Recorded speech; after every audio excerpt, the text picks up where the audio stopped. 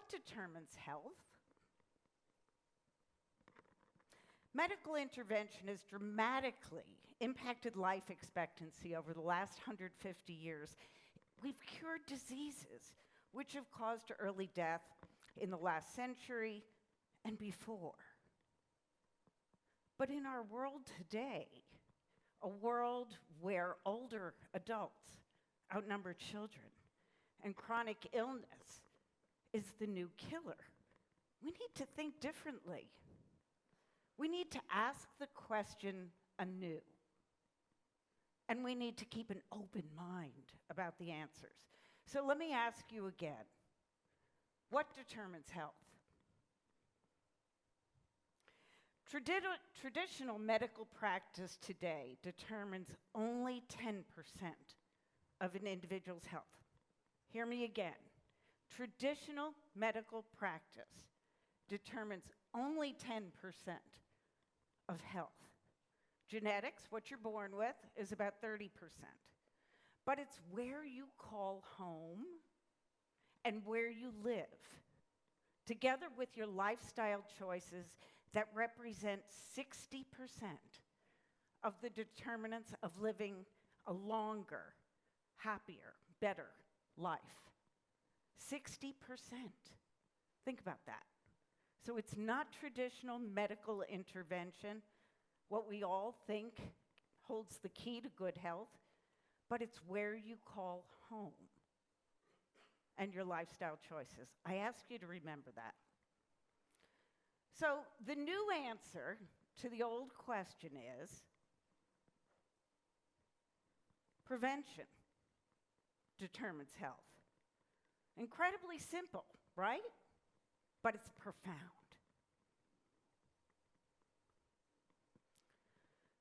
So, as ML talked about, we're experiencing an unprecedented global crisis. All kinds of things are happening around us. But in our industry, we are specifically faced with a rapidly aging population. My friends, we've crossed the line. There are now more older adults than there are children in the world. And, as my friend from ANZ talked about, the old, those over 65 are increasing exponentially. The United Nations just came out with a report, and they said that between the year 2010 and 2050, those over 85 are increasing 351%. Pretty good that I remembered that one. And the people over 100, how many of you have family members that are over 100?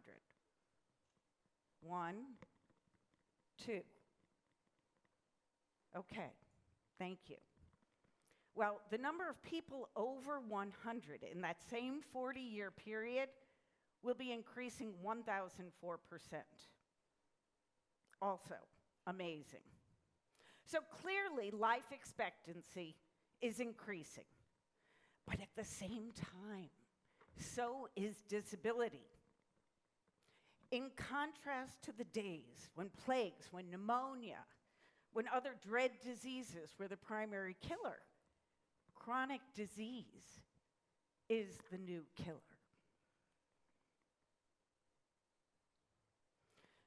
Now, in Australia, as in the US, a majority of those 65 and older have 3 or more chronic conditions, suffer from some functional impairments that often make them frail. Now, in Australia, 70% of older adults with chronic illness suffer from 3 primary disease categories. And what are they? Coronary heart disease and stroke, dementia and Alzheimer's disease, and lung cancer and other chronic respiratory diseases. My friends, who are these people? They're the people we serve. They're our customers. And in the US and here in Australia, they are just 5% of the population that use 50% of the resources. And what I love about this particular chart it shows that the majority of those resources are spent on emergency department visits, hospitalizations, and readmissions to the hospital.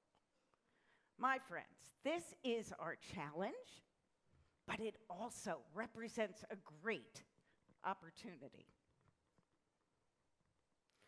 So, we know that prevention fosters health, but we are also learning that it's not just Australia and your minister who figured out that we have a rapidly aging population, but it's happening all over the world. There is a global understanding of the problem.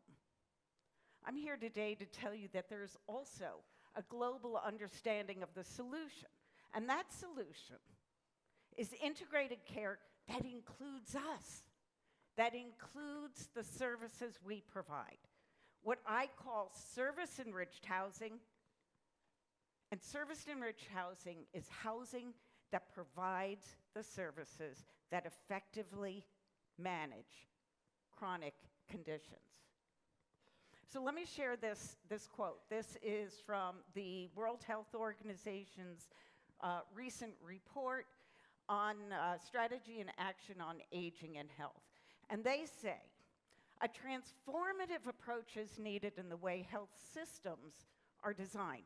Transformative, okay? We've got to change. We've got to throw out the old playbook and adopt a new. And why is that important? Because we need to ensure that care is of high quality, that it's integrated, that it's affordable, that it's accessible, and that it's centered on the needs and the rights of older people. So that's what we need to do. Then they come up with a solution, one I actually happen to like. And they say integrated care, particularly for older people and people with chronic health conditions, is the mechanism to improve health outcomes and system efficiency. So I put this up for a reason. When I found this in preparing my remarks for today, I was amazed. I shouldn't have been. But we all share the same problem. And I'm here today to talk to you about a solution, one that we developed in the US, that I think is applicable here as well. Juniper's model has evolved over 7 years. It's a model of integrated care that puts us, providers of service-enriched housing, it puts us in charge. Very important. We've demonstrated that we can improve care outcomes, dramatically increase customer satisfaction, and yes, keep costs in control. Now, the model's taken off in the US, but more importantly, I think it holds the future for vitality of health systems around the world. And equally important, I think it's important for the vitality of our industry. Why? It allows us to show off the good work that we do. It allows us to demonstrate our value. And perhaps most importantly, it will allow us to capture the value that we create. So, brief recap here. Our challenge is a broken healthcare system. High costs, poor outcomes, and unfortunately, some very unhappy consumers at times. But our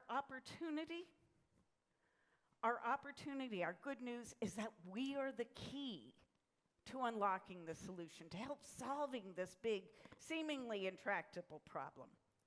And how are we going to do this? By doing what we always do so well.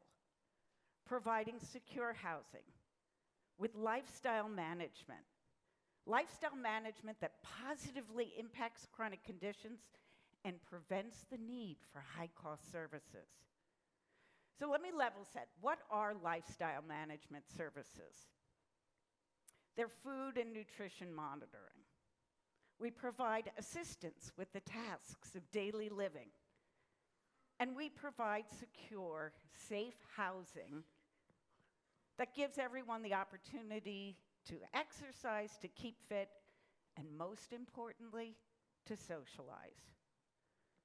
This is what we do in senior living, in retirement living.